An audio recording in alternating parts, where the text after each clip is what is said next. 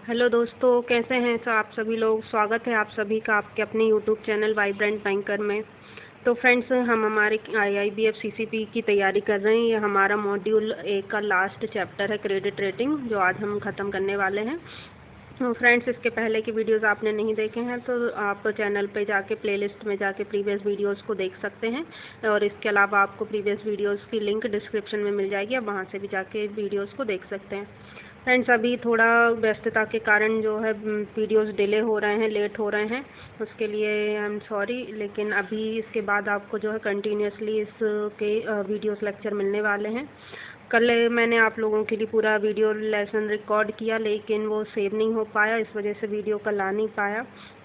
तो फ्रेंड्स, अगर आपको वीडियोस पसंद आते हैं तो प्लीज़ लाइक कीजिएगा वीडियो को, क्योंकि बहुत मेहनत लगती है वीडियोस बनाने में, और अगर आप लोगों के लाइक्स आते हैं तो इससे हमें और अप्रिसिएशन मिलता है और अच्छे से काम करने का, आपके लिए वीडियोस बनाने का मन होता है। तो प्लीज़, अगर वीडियोस आपको पसंद आते हैं तो वीडियोस को लाइक ज़रूर किया करें, और अगर आप CCP की तैयारी कर रहे हैं तो चैनल को सब्सक्राइब कर लें, क्योंकि आगे आपको इसका कंप्लीट कोर्स मटेरियल मिलने वाला है। ओके फ्रेंड्स, तो आज हमारा मॉड्यूल 1 का लास्ट चैप्टर है, क्रेडिट रेटिंग, जिसको हम आज कवर करेंगे। ठीक है फ्रेंड्स, चलिए स्टार्ट करते हैं आज का लेसन। तो फ्रेंड्स, प्रीवियस वीडियोस में हमने देखा था, प्रीवियस लेक्शंस में हमने देखा था कि जब भी बैंक जो है क्रेडिट लेंडिंग करते हैं, मतलब लोन देते हैं, तो उसमें हमेशा जो है एक इनहेरेंट रिस्क रहता है, जिसको कि हम क्रेडिट रिस्क बोलते हैं या डिफ़ॉल्ट रिस्क रहते हैं। इसका मतलब ये रहता है कि अगर कोई आप लोन दे रहे हो तो उसका हमेशा उसमें ये रिस्क रहता है कि वो फ्यूचर में जाके ख़राब हो सकता है, उसका रीपेमेंट आना बंद हो सकता है, बोरोवर जो है वो डिफ़ॉल्ट कर सकता है, या कुछ ऐसी कंडीशंस भी जनरेट हो सकती हैं जिसके कारण जो है वो लोन आपका डिफ़ॉल्ट हो सकता है। वो या तो बोरोवर की इनएबिलिटी हो या अनविलिंगनेस हो उस लोन को भरने के लिए। तो इस तरह से जो है कोई भी कंडीशन क्रिएट हो सकती है जिसकी वजह से जो है आपका क्रेडिट रिस्क अराइज हो जाता है, और ऐसा ही रिस्क जो रहता है हमेशा जब भी आप लेंडिंग करते हैं तो उसमें इनहेरेंट रहता है। तो जब आप कोई भी क्रेडिट अप्रेजल करते हैं तो उसके साथ जो रहता है उस क्रेडिट अप्रेजल में ये भी देखा जाता है कि इस अप्रेजल में, इस प्रपोजल में कितना रिस्क इन्वॉल्व है, तो उस रिस्क का भी मेजरमेंट किया जाता है। तो जो भी बैंक्स अपना क्रेडिट लेंडिंग करते हैं वो उसमें उसका रिस्क इनहेरेंट भी चेक करते हैं कि कितना परसेंटेज ऑफ रिस्क इसमें इन्वॉल्व है। तो ये जो रिस्क का मेजरमेंट है उसको मेज़र करने का एक तरीका आपका जो है वो क्रेडिट रेटिंग होता है। ओके फ्रेंड्स, तो क्रेडिट रेटिंग के थ्रू हम क्या करते हैं, जो हमारा प्रपोजल है उसका रिस्क परसेंटेज चेक करते हैं, और उसको एक स्कोर पर लेके आते हैं। क्रेडिट रेटिंग में क्या होता है कि जो भी आपका बोरोवर है या जो पर्सन है या कोई भी कंपनी फर्म है जो कि लोन लेना चाहती है आपके यहाँ, या लोन के लिए उसने अप्लाई किया है, तो हम उसकी उस लोन को रीपे करने की एबिलिटी को, उसकी क्षमता को इसके थ्रू चेक कर पाते हैं। वेरियस इसमें पैरामीटर्स होते हैं जिनके बेसिस पर हम उनको लो या हाई जो है ग्रेडिंग देते हैं, और किसके बेस पर डिपेंड करती है ये जो ग्रेडिंग है, वो उसकी जो बोरोवर है उसकी फाइनेंशियल हेल्थ पर डिपेंड करती है। तो अगर उसकी फाइनेंशियल हेल्थ अच्छी होगी, वो उसकी जो क्रेडिट रेटिंग हमने सीट्स बनाई हैं, जो पैरामीटर्स उसमें लिए हैं, उनमें अगर वो हाई स्कोर लेता है तो ये उसकी फाइनेंशियल हेल्थ को अच्छा माना जाता है। तो क्रेडिट रेटिंग जो है वो एक तरह से जो पर्सन या कोई भी बोरोवर है, आप बोरोवर को लेके चलें, बोरोवर में आपके डिफरेंट टाइप्स ऑफ बोरोवर आ जाते हैं जो हमने प्रीवियस वीडियोस में पढ़े हैं। तो आप सभी जो वेरियस टाइप्स ऑफ बोरोवर हैं उनकी जो क्रेडिट रेटिंग करते हैं, मतलब उनको एक ग्रेडिंग देते हैं वेरियस जो पैरामीटर्स होते हैं उनके बेसिस पर, और उस बेसिस पर आप क्या करते हैं, उनकी रीपेमेंट एबिलिटी को चेक करते हैं। अगर किसी का क्रेडिट रेटिंग स्कोर हाई है तो मतलब बहुत ज़्यादा उसकी एबिलिटी है लोन पे करने की, लो है तो लो क्रेडिट रेटिंग है तो वो जो केस होता है वो थोड़ा ख़राब केस होता है, थोड़ा नहीं ज़्यादा होता है, हम ऐसे केस में उस लोन प्रपोजल को रिजेक्ट कर सकते हैं। तो क्रेडिट रेटिंग किसी भी एंटिटी को असाइन किया जा सकता है, भले वो इंडिविजुअल हो, कॉरपोरेशन हो, स्टेट हो, कोई भी हो, जो डिफरेंट टाइप्स ऑफ बोरोवर हैं उन सभी पर जो है क्रेडिट रेटिंग एप्लीकेबल होती है। तो क्रेडिट रेटिंग जो है वो जो बैंक्स रहते हैं वो अपनी इंडिविजुअल भी करते हैं, उनका खुद का एक फॉर्मेट होता है, टेम्पलेट होता है, जिसमें कि जो डेटा बोरोवर के द्वारा प्रोवाइड किया जाता है, एप्लीकेंट के द्वारा प्रोवाइड किया जाता है, उसके बेसिस पर वो अपना डिसीजन मेकिंग करते हैं और क्रेडिट रेटिंग निकालते हैं। और इसके अलावा जो भी है बाहरी एजेंसीज रहती हैं जो कि क्रेडिट रेटिंग का ही काम करती हैं, उनके थ्रू भी आप जो है क्रेडिट रेटिंग रिपोर्ट्स को जनरेट कर सकते हैं या ले सकते हैं। तो अगर आपके उसकी जो पर्सन है, जो बोरोवर, उसकी क्रेडिट रेटिंग जो है हाई है, तो आपका क्या होगा कि जो एप्लीकेंट है वो क्वालिफाई होगा हाई लोन ऑफ अमाउंट। सो क्योंकि रेटिंग अच्छी है तो आपको ऐसे केस में ज़्यादा चीज़ों पे सोचना नहीं रहता है। उसकी फाइनेंशियल हेल्थ अच्छी है, एबिलिटी है, क्रेडिट वर्थीनेस है, तो ये सारे जो पैरामीटर्स रहते हैं उन्हीं के बेसिस पर क्रेडिट रेटिंग निकलती है। अगर क्रेडिट रेटिंग उसकी हाई है मतलब कि एप्लीकेंट जो है वो हाई लोन लेने के लिए एलिजिबल है, और आप उसको हायर लोन तक भी दे सकते हैं, या जितने लोन के लिए उसने अप्लाई किया है आप उतना लोन उसको दे सकते हैं। साथ ही अगर किसी की रेटिंग हाई होती है तो आप उसको हाई लोन अमाउंट देते हैं। साथ में अगर लो इंटरेस्ट रेट भी डिमांडेड है तो आप लो इंटरेस्ट पर भी लोन उनको प्रोवाइड करते हैं। तो हमेशा जो लेवल ऑफ क्रेडिट रिस्क रहता है वो उस हर जो लोन प्रपोजल रहता है उसके लिए अलग अलग होता है। ऐसा नहीं है कि हर लोन प्रपोजल के लिए जो क्रेडिट रिस्क होगा उसका लेवल एक सा होगा। अब सपोज़ जैसे कोई दो फर्म हैं, उनका लाइन ऑफ बिज़नेस क्या है, अलग अलग है। दोनों दो फर्म हैं, दोनों के लाइन ऑफ बिज़नेस अलग अलग है, लेकिन उसका प्रमोटर सेम ही है। तो भी क्या होगा ऐसे केस में, उन दोनों का जब आप क्रेडिट अप्रेजल करेंगे तो वो दोनों फर्म के लिए क्रेडिट अप्रेजल अलग अलग माना जाएगा, भले उनका प्रमोटर जो है वो सेम है। क्योंकि यहाँ पर जो है उनकी और भी चीज़ें जो रहती हैं वो अफेक्ट करती हैं, सिर्फ प्रमोटर्स का ही नहीं अफेक्ट होगा, और भी चीज़ें अफेक्ट करती हैं। जैसे कि एक का जो मार्केट एरिया क्या है, बिजनेस कैसा है, कस्टमर बेस कैसा है, मार्केट में डिमांड कैसी है। सिमिलरली दूसरा जो है उसका बिजनेस टाइप अलग है, तो उसकी भी ये सारी चीज़ें जो हैं वो अलग होंगी। तो उस क्रेडिट अप्रेजल को, उस प्रोजेक्ट का क्रेडिट अप्रेजल आपको अलग तरीके से करना पड़ेगा, उसके अलग जो पैरामीटर्स होंगे उनके बेसिस पे करना पड़ेगा, और दूसरे वाले का अलग करना पड़ेगा। सिमिलरली दो प्रोजेक्ट हैं जो कि सेम लाइन ऑफ बिजनेस के हैं। पहले वाला एग्जांपल में हमने समझा था कि दो जो प्रोजेक्ट हैं वो अलग अलग लाइन ऑफ बिजनेस के हैं और उनके प्रमोटर सेम है।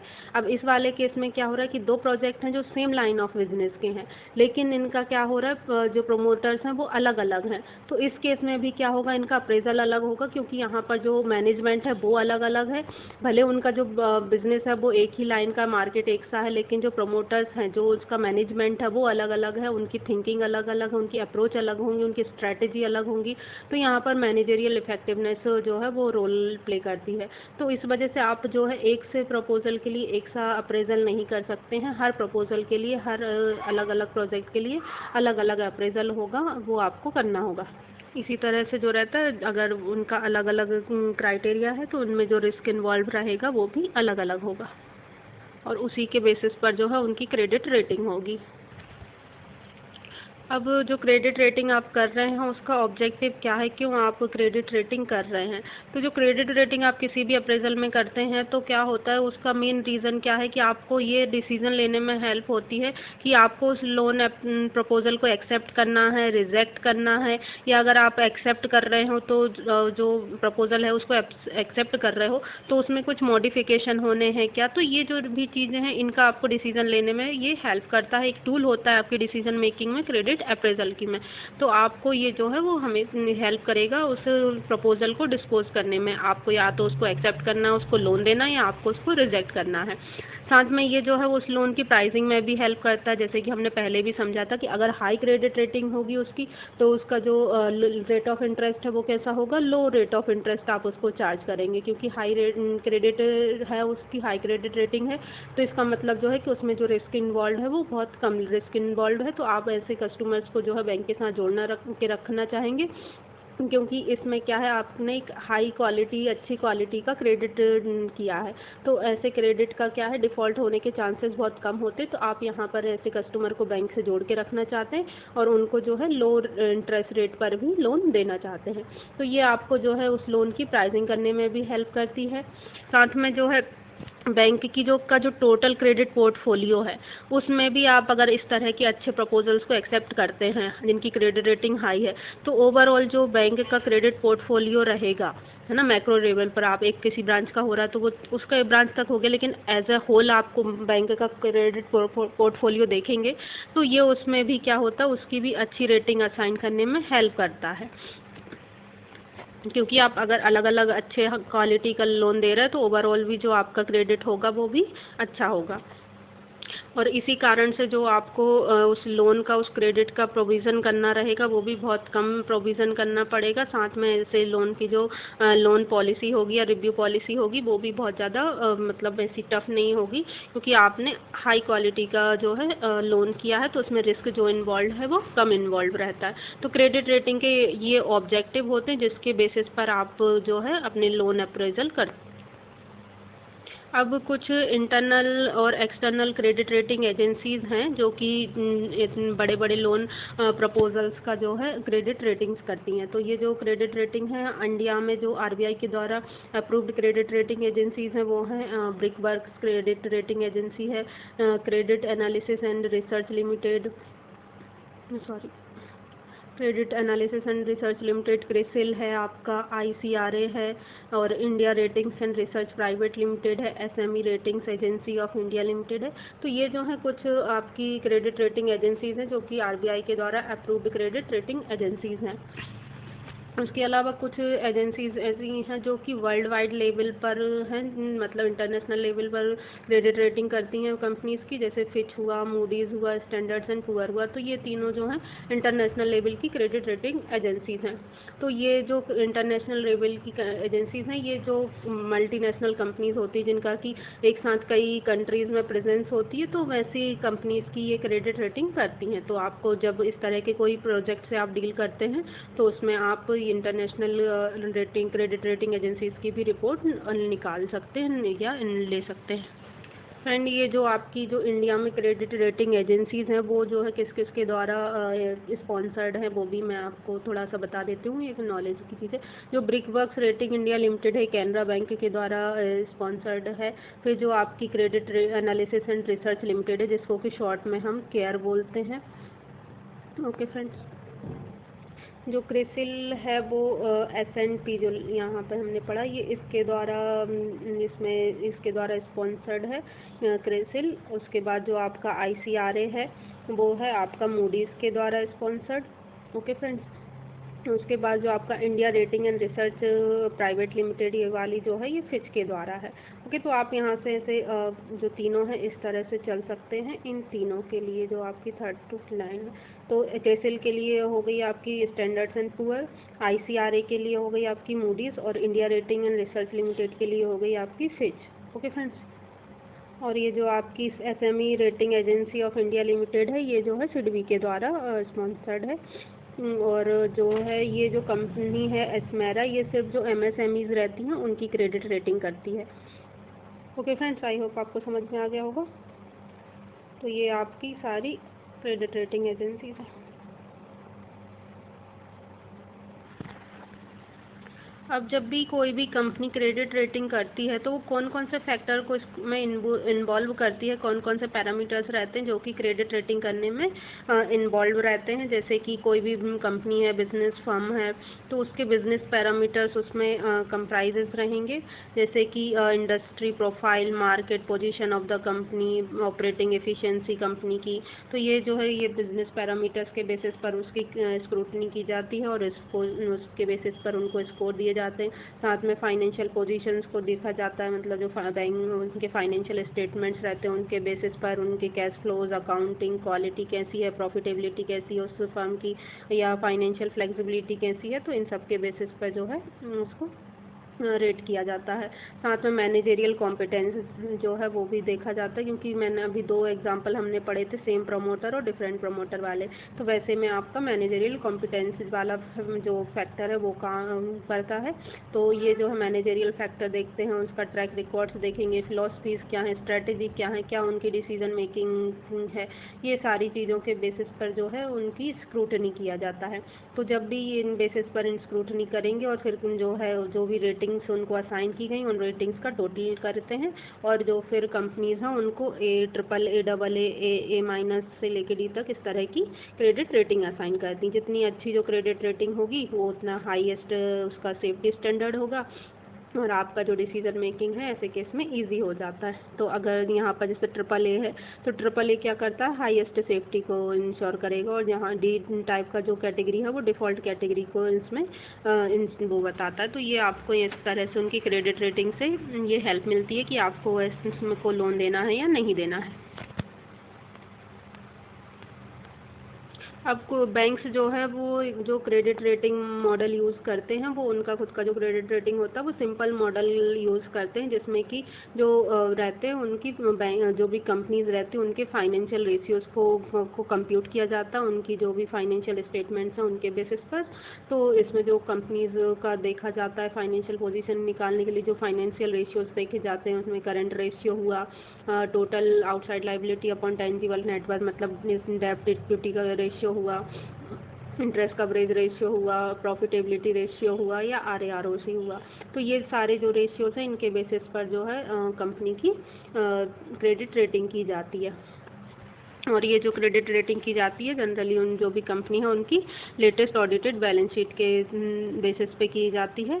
और ज़्यादा ही अगर कंपनी का बहुत बड़ा प्रोजेक्ट है या कुछ है तो हम जनरली ये जो क्रेडिट रेटिंग है उसको जो है जो भी उस फील्ड में या मार्केट में जो एक्सट्रीमली हेल्दी कंपनी मतलब जिसकी क्रेडिट रेटिंग बहुत अच्छी है उसके साथ भी जो है कंपेयर करते हैं इन रेशियो को, तभी हम जो है उसकी एक डिसीजन पे पहुंच पाते हैं कि same line of market same line of business में दूसरी फर्म जो है जो उसकी बहुत अच्छी क्रेडिट रेटिंग है उससे इस फर्म की क्रेडिट रेटिंग को कंपेयर करेंगे और फिर उससे आइडेंटिफाई करेंगे कि दोनों में क्या लैकुना है, क्यों ये इसका फाइनेंशियल रेशियोज या फाइनेंशियल पोजीशन वेरिएट हो रही है, डिफरेंट हो रही है। तो ये जो है क्रेडिट रेटिंग निकालने का जो सिंपल मॉडल है वो यूज़ किया जाता है। फ्रेंड्स ये जो रेशियोज़ हैं ये हम नेक्स्ट जो हमारा चैप्टर है फाइनेंशियल स्टेटमेंट्स का एनालिसिस उसमें आप अच्छे से पढ़ेंगे और आपको इनके से रिलेटेड सारे आपके जो कॉन्सेप्ट्स हैं वो क्लियर हो जाएंगे। तो आपको पता है कि जो भी कंपनी रहती है उसकी जो बैलेंस शीट रहती है वो किसी एक पर्टिकुलर डेट पे बनाई जाती है। कोई भी फर्म हो, कोई भी कंपनी हो, कोई भी बिजनेस हो, उसकी बैलेंस शीट एक पर्टिकुलर डेट पर बनाई जाती है। लेकिन अब आपको इन रेशियोज़ का जो आपने यहाँ पर प्रीवियस स्लाइड में जो रेशियोज़ पढ़े इनका कंपैरिजन भी करना है, प्रीवियस रिकॉर्ड से चेक करना है। तो आप क्या करते हैं कंपनीज़ की 2-3 साल की फाइनेंशियल पोजीशंस को देखेंगे, उनकी बैलेंस शीट को लेंगे और उनका इंटरनल कंपैरिजन करेंगे, मतलब उसी फर्म से ही देखेंगे कि उसने लास्ट 2-3 साल में या 4 साल में क्या उसका ग्रोथ रहा है, क्या उसका ट्रेंड रहा है, वो आप चेक कर देते हैं। साथ में जो इंडस्ट्री एवरेज रहती है सेम टाइप की जो इंडस्ट्री है उसके भी परफॉर्मेंस से आप उसको वो कंपेयर करते हैं। तो जो इंटरनल उसी कंपनी की ही बैलेंस शीट से आपने कंपेयर किया वो इंटरनल कंपैरिजन कहलाता है और जो इंडस्ट्री एवरेज से आप कंपैरिजन करते हैं उसको एक्सटर्नल कंपैरिजन कहते हैं। और इन कंपैरिजन के बेसिस पर फिर हम जो है उन फाइनल मार्क्स असाइन करते हैं और उन फाइनल मार्क्स का जो टोटल स्कोर रहता है उससे आप उसकी क्रेडिट रेटिंग पे पहुंचते हैं। ओके, तो इंटरनल कंपैरिजन क्या होता है? जैसा कि मैंने आपको बताया कि ये जो है इंटरनल कंपैरिजन कंपनी की ग्रोथ और इम्प्रूवमेंट को देखा जाता है, कितने प्रीवियस ईयर से अभी तक कंपनी का क्या ग्रोथ, क्या इम्प्रूवमेंट रहा, क्या ट्रेंड रहा। तो ये जो है उसके बेसिस पर इसकी स्कोरिंग की जाती है। इसमें कुछ चीज़ों में फिगर्स जो है इसमें नेगेटिव भी हो सकते हैं। सपोज एक साल कंपनी ने प्रॉफिट अर्न किया, नेक्स्ट साल कुछ जो है रीजंस ऐसे रहे कि वो प्रॉफिटेबल नहीं रही या प्रीवियस ईयर से कम प्रॉफिट उसने जनरेट किया, तो यहाँ पर जो है उसकी रेटिंग माइनस भी हो सकती है। लेकिन अल्टीमेटली जब आप लास्ट में पहुंचेंगे तो इन सभी जो भी मार्क्स हैं नेगेटिव मार्क्स को भी जोड़ते हुए आप फाइनल एक क्रेडिट रेटिंग पे पहुंचेंगे। ओके फ्रेंड्स, तो इसमें आपको माइनस मार्क्स को भी इंक्लूड करना है क्योंकि आप ओवरऑल उसकी क्रेडिट रेटिंग कर रहे हैं। तो उस क्रेडिट रेटिंग में कई चीज़ों में ऐसा भी होगा कि कंपनी की परफॉर्मेंस नहीं अच्छी रही होगी या कुछ ऐसे पैरामीटर्स होंगे जिसमें कि उसकी डिटेरियोरेट हुई होगी परफॉर्मेंस, तो आपको उनके नेगेटिव मार्क्स ही असाइन करने पड़ेंगे ऐसे केस में। लेकिन जो ओवरऑल आपका निकलेगा वो जो फाइनल आपका स्कोर आएगा वो आपको कंसीडर करना होगा। एक्सटर्नल कंपैरिजन में क्या होता है कि जो भी कंपनी है या बोरोवर है या जो इंडस्ट्री है वो उसका जो आप कंपैरिजन करते हैं उस इंडस्ट्री टाइप से, मतलब जैसे कोई मैन्युफैक्चरिंग कंपनी है प्लास्टिक की, तो उस प्लास्टिक मटेरियल बनाने वाली जितनी भी कंपनीज हैं उनका कंपनी का एवरेज जो भी परफॉर्मेंस होगा आप उससे कंपैरिजन करते हैं। यही सारे जो रेशियोज हमने देखे उन रेशियोज़ के बेसिस पर जो भी इंडस्ट्री एवरेज रहेगा उससे आप कंपेयर करते हैं। और तो ये जो कंपैरिजन होता है ये आपने एक्सटर्नल कंपनी से किया, बाहर की उनसे किया, तो इसलिए इसको क्या कहते हैं, एक्सटर्नल कंपैरिजन कहते हैं। ओके, तो ये जो है पॉइंट्स जो हैं ध्यान में रखे जाते हैं या इनके बेसिस पर क्रेडिट रेटिंग की जाती है। अब इसके अलावा जो आप ये सिंपल मॉडल पढ़ रहे थे क्रेडिट रेटिंग का सिंपल मॉडल, उसमें कुछ और भी चीज़ें रहती जिसकी वजह से आप जो है उसको अडॉप्ट करना थोड़ा ईजी नहीं होता है या वो उससे आपको क्लियर पिक्चर नहीं मिलती है। क्योंकि पहले भी हमने पढ़ा था कि कोई भी कंपनी जो रहती हैं वो सिमिलर नहीं होती हैं, लेकिन यहाँ पर आप क्या कर रहे हैं, same type of industry average से आप कंपेयर कर रहे हैं। तो आप ये जो कंपैरिजन कर रहे हैं वो आपको ट्रू पिक्चर नहीं देगा, क्योंकि हर एक कंपनी का अपना अपना काम करने का तरीका होता है, उसकी कैपिटल अलग होती है, मैन पावर अलग होती है, डिसीजन मेकिंग अलग होती है, मैनेजमेंट अलग होता है। तो इस तरह से जो है आप दो कंपनीज़ को कंपेयर करते हैं तो आप कंपैरिजन तो पे तो निकल सकते, लेकिन इससे जो है आपको कोई एग्जैक्ट फिगर्स नहीं मिल सकती, और जो भी डेटा भी रहेगा वो भी कैसा हो सकता है, मिसलीडिंग हो सकता है। सॉरी। तो सिर्फ आप ऐसे में फाइनेंशियल पैरामीटर्स को ही नहीं, मतलब फाइनेंशियल पैरामीटर्स को तो आपको कंसीडर करना है, उसके साथ साथ आपको जो है कंपनी के उसके अलावा भी और भी चीज़ों को जो है वो कंसीडर करना होगा। और इसके लिए जो है आपको उस कंपनी के इंडस्ट्रियल प्रोफाइल और जो है क्वालिटी ऑफ मैनेजमेंट पर भी उसको भी ध्यान रखना होगा, और उसको भी जो है ज़्यादा वेटेज देना होगा। तो जो इंडस्ट्री प्रोफाइल आप चेक करते हैं तो उसमें क्या क्या चीज़ें इन्वॉल्व रहती हैं, competition and market risk, cyclicity, regulatory, labour and environment risk, user profile और इनपुट प्रोफाइल। तो ये जो है इंडस्ट्री प्रोफाइल के फैक्टर्स रहते हैं या इसमें इंक्लूडेड रहते हैं। आपको इन सब के बेसिस पर जो है उस कंपनी की रेटिंग करनी है इंडस्ट्री प्रोफाइल के बेसिस पर। तो कंपटीशन एंड मार्केट रिस्क मतलब सेम इंडस्ट्री टाइप में क्या सा कंपटीशन है, मार्केट रिस्क कितना है, जो प्रोडक्ट हैं उनकी साइक्लिसिटी कैसी है, उसके अलावा जो भी उनका काम करने का कल्चर है उसका रेगुलेटरी कैसी है, लेबर कैसा है, इन्वायरमेंट रिस्क कितना उसमें इंक्लूडेड है, यूज़र प्रोफाइल क्या है, मतलब जो वर्कर्स हैं या जो मैनेजमेंट है उसका क्या रोल है, कितना इफ़ेक्टिवनेस है, उसके अलावा इनपुट प्रोफाइल क्या है, जो मटेरियल वो कंपनी यूज़ करती हैं, कोई भी रॉ मटेरियल यूज़ कर रही हैं, जैसे सपोज मैन्युफैक्चरिंग कंपनी है या सर्विस कंपनी है तो वो अपना क्या डेटा यूज़ करती हैं, तो ये इनपुट प्रोफाइल मैटर करती है। तो ये जो हैं आपके इंडस्ट्री प्रोफाइल को चेक करने के तरीके हैं, या उनके बेसिस पर आप जो है इंडस्ट्री प्रोफाइल को स्टडी करेंगे। उसके अलावा जो सेकंड पैरामीटर है वो है मैनेजमेंट क्वालिटी। तो मैनेजमेंट क्वालिटी को आप किस बेसिस पर वो करेंगे, उसमें क्या क्या पैरामीटर इंक्लूड होंगे, कॉम्पिटेंस। कॉम्पिटेंस मतलब मैनेजमेंट में कितना वो है कॉम्पिटेंस है कि वो क्या डिसीज़न लेते हैं। तो मैनेजमेंट के कॉम्पिटेंस को आप देखेंगे, प्रोफेशनलिज्म देखेंगे उनका कि उनकी एबिलिटी क्या है, क्या उनका प्रोफेशनल बैकग्राउंड रहा है इसके लिए, इंटीग्रिटी को चेक करेंगे, ट्रैक रिकॉर्ड को देखेंगे, साथ में जो भी कंपनी है उसके स्ट्रक्चर एंड सिस्टम्स को भी देखा जाएगा। तो इन चीज़ों के बेसिस पर जो है आपको कंपनी की मैनेजमेंट क्वालिटी को एग्जामिन करना है। ये सारे जो पैरामीटर्स हैं उस कंपनी के मैनेजमेंट से रिलेटेड हैं। तो ये इसमें सारा इसीलिए जो टर्म्स हैं वो भी वैसे ही हैं, कॉम्पिटेंस हो गया मैनेजमेंट का, प्रोफेशनलिज्म हो गया कि उनका हिस्टोरिकल बैकग्राउंड कैसा रहा है, वो से जो कंपनी को रिक्वायर्ड स्किल्स हैं, प्रोफेशनल है या जो डिग्री है, नॉलेज है वो उनके पास है कि नहीं है, ट्रैक रिकॉर्ड कैसा है, स्ट्रक्चर एंड सिस्टम्स कैसे हैं, ये सारी चीज़ें जो हैं वो मैनेजमेंट क्वालिटी को एग्जामिन करने के लिए ज़रूरी रहती हैं। तो फ्रेंड्स ये जो दोनों टाइप्स हमने पढ़े, इंडस्ट्री प्रोफाइल और management quality, industry profile and management quality, तो ये जो दोनों हैं ये आपने देखे कैसे हैं, ऑब्जेक्टिव मैनर में है, मतलब आपने बस देख लिया, ये सिर्फ आपके डाउट्स को क्लियर कर रहा है। लेकिन आपको जो प्रॉपर उसकी क्रेडिट रेटिंग करनी है या उसका अप्रेजल करना है, उसको में आपको और भी फैक्टर्स जो हैं उनके बेसिस पर आपको क्रेडिट रेटिंग करनी है। तो ये और भी चीज़ों पे आपको उनको ध्यान देना होगा। तो इसी वजह से जैसे हमने फाइनेंशियल फैक्टर्स पढ़े पहले, वो भी ज़रूरी हैं, और उसके अलावा आपको इनकी क्रेडिट रेटिंग करना ज़रूरी है। वो दूसरे जो फैक्टर्स हो गए वो क्या हो गए आपके, industry profile and management quality. तो तीन तरह के पैरामीटर्स हम पढ़ चुके हैं, financial parameters, industry profile and management quality. इन तीनों के बेसिस पर जो है कंपनी की क्रेडिट रेटिंग की जाती है, या क्रेडिट रेटिंग करने में इन पैरामीटर्स को इंक्लूड किया जाता है, और इसी बेसिस पर जो है वो हम उनकी इंटरेस्ट प्राइसिंग करते हैं, या इंटरेस्ट रेट को जो है क्या इंटरेस्ट रेट अप्लाई होगा उसको डिटरमाइन करते हैं। इसके अलावा और क्या फैक्टर्स हो सकते हैं कि वो जो भी है वो कस्टमर उसकी डीलिंग क्या है, मतलब ये जो कंपनी है उसकी डीलिंग क्या रही है, कस्टमर्स को डील करने की क्या हिस्ट्री है, उसका पास्ट रिकॉर्ड कैसा है, और जो उन्होंने बैंक के साथ उनका एंसिलरी बिजनेस कैसा रहा है उसको भी देखा जाता है। तो इन सब के बेसिस पर भी जो इंटरेस्ट रेट रहता है वो इन्फ्लुएंस करता है। आप उन सब चीज़ों को देख के भी इंटरेस्ट रेट जो है उन पर चार्ज करेंगे।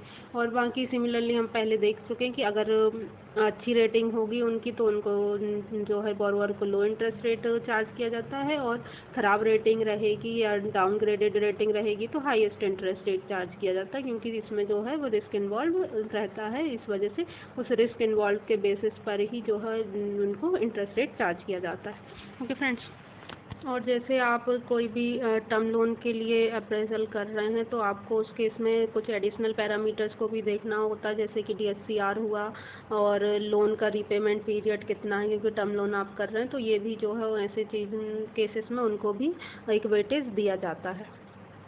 साथ में क्या रहता है कि टर्म लोन जो है आपका फ्यूचर लोन है, लंबे समय के लिए है, तो आपको जो फ्यूचर का है वो बस प्रोजेक्शन करना होता है। सिमिलरली न्यू कंपनी के बेसिस पे भी क्या रहता है कि आपके पास कोई पास्ट हिस्टोरिकल डेटा तो होता नहीं है कि आप उसके बेसिस पर उसको जज कर लें। जो भी होगा आप उसके फ्यूचर का अंदाज़ा ही लगा सकते हैं। तो इन केसेस में क्या रहता है कि आपको जो है प्रोजेक्शन पे वर्क करना रहता है। जो भी फाइनेंशियल पैरामीटर्स होंगे वो कैसे होंगे, प्रोजेक्टेड होंगे, ना कि एक्चुअल होंगे। तो ऐसे केसेस में फिर आपको जो है उनके इंडस्ट्री प्रोफाइल को और मैनेजमेंट क्वालिटी को ज़्यादा वेटेज देना होगा। ठीक है फ्रेंड्स, तो तीनों जो पैरामीटर्स हमने पढ़े थे वो क्या थे, फाइनेंशियल पैरामीटर्स, इंडस्ट्री प्रोफाइल और मैनेजमेंट क्वालिटी। तो जो आपकी पुरानी कंपनीज़ हैं जिनका कि हिस्टोरिकल डेटा, उनके केसेस में आप ज़्यादा वेटेज देंगे फाइनेंशियल फैक्टर्स को, है ना, फाइनेंशियल पैरामीटर्स को।